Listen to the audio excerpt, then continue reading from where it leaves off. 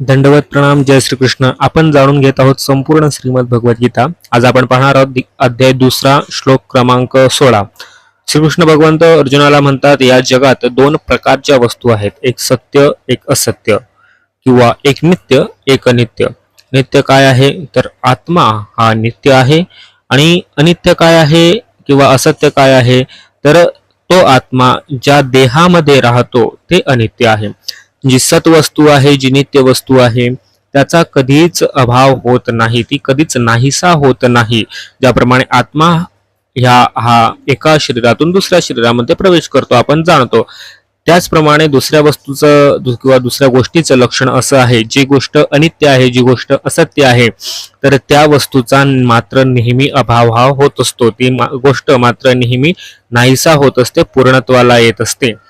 हे तत्वज्ञानी पुरुषांनी हा जो दोन्ही गोष्टींचा समतोल आहे किंवा दोन्ही गोष्टींची लक्षणं आहेत, हे तत्वज्ञानी पुरुषांनी जाणून घेतली पाहिजे, असं श्रीकृष्ण भगवंत आपल्याला या श्लोकातून सांगतात.